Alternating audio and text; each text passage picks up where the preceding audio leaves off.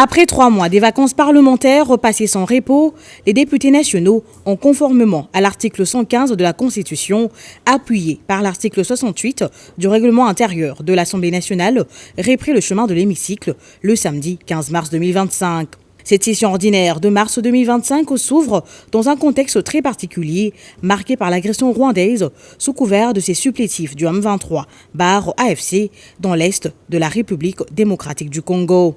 Préoccupé par cette situation qui a endeuillé de nombreux Congolais, le président de l'Assemblée nationale, le professeur Vital Kamerhe, est revenu dans son discours d'ouverture sur le périple diplomatique engagé par la Chambre basse du Parlement en droite ligne avec l'action du président de la République, Félix-Antoine Tshisekedi Tshilombo, et en appui aux efforts du gouvernement pour le retour de la paix en RDC. C'est ici l'occasion de saluer le courage et la bravoure de nos forces armées qui luttent sans relâche aux côtés des patriotes Ouazalendo pour défendre notre patrie. Cet hommage serait incomplet s'il ne souligne pas la détermination et l'engagement personnel de son Excellence, Monsieur le Président de la République, Félix-Antoine Tshisekedi Tshilombo. Nous sommes tous témoins des ressources engagées et des efforts déployés sur divers fronts pour restaurer l'intégrité territoriale et protéger les populations civiles contre la barbarie de l'agresseur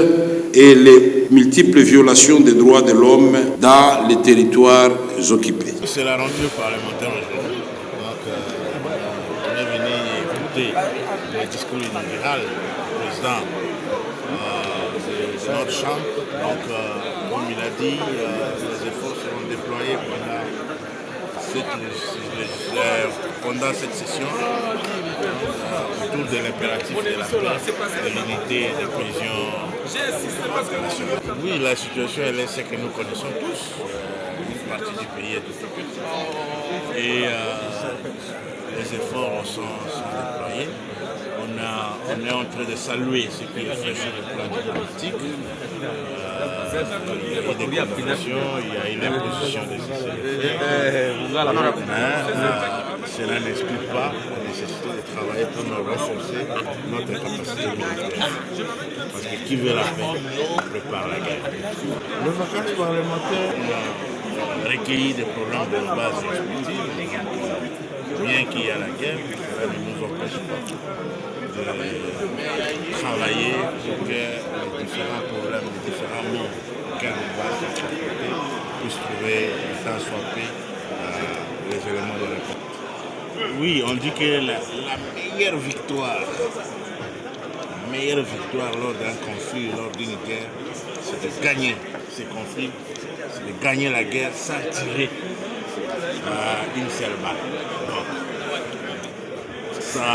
s'il faut dialoguer pour trouver une solution, moi je pense que nous ne pourrons que soutenir pour qu'on puisse économiser et nos forces armées, préserver nos forces armées, préserver nos éléments, préserver les moyens financiers, préserver les temps pour nous concentrer au développement, parce que la guerre, ce sont des dépenses. C'est d'abord le risque de perdre la vie de nos vaillants militaires, le risque est là. Le risque de dépenser énormément de maigres ressources disponibles pour alimenter les forces de guerre. Donc s'il faut mettre fin à cette guerre par des voies diplomatiques, par des voies de négociation, nous pouvons saluer pour nous concentrer à nos efforts de développement. Merci beaucoup, honorable. Honorable. C'est un geste d'accompagnement, de solidarité que nous pouvons te leur dire sincèrement. Oui, ça ne peut qu'apporter un de plus. Vous savez, dans cette guerre qui nous est imposée par le Rwanda, nous avons proposé plusieurs pistes de sortie de crise. Parmi ces pistes, il faut aussi voir l'aspect militaire, il y a l'aspect diplomatique, il y a l'aspect politique, il y a l'aspect humanitaire. Mais nous devons aussi refonder notre armée. Vous savez, aujourd'hui, nous devons les dire sans se voiler le visage qu'il y a eu des limites qui ont été démontrées au niveau de l'armée et que nous avons besoin de ces nouvelles recrues pour qu'ils aillent appuyer ceux qui sont au front. Mais aussi, c'est un éveil patriotique que nous, qui sommes congolais, qui sommes fils de ce pays, nous puissions apprendre à jamais trahir notre pays. Peu importe le rôle que nous pose dans lequel nous sommes. Merci, honorable Tobi. C'était important que le Parlement, au nom de tous les élus, au nom du peuple congolais, et s'exprimer. Quand on le président à bureau, au nom du bureau, et la mission de ce papier, c'est là que le président a fait sa schéma. Ça n'est rien ni aujourd'hui que ça la bonne à Kimia et son Amboka. Souveraineté à Congo, nous avons cité dans moi et tel monde à Congo est au mais toujours le été tant que tout le monde solution nous sommes pour les possible pour notre tika mabomami et si la Amboka. Peuple a souffert, peuple a souffert mingi et l'on a sauvé la ville on a député à Walikale guerre c'est côté c'est une totalité au Congo Amboka pays. D'ailleurs c'est le gouvernement RDC au PESA la force d'armée va moyen nous sommes pour sécuriser la population pour la Walikale mais le comment vous faites au Senga la force combattante nyote pour être droit international des alliés pour protéger la population civile, pour protéger même les prisonniers de guerre. Donc, pour être nous sommes au Sala, Hollanda, nous avons au temple.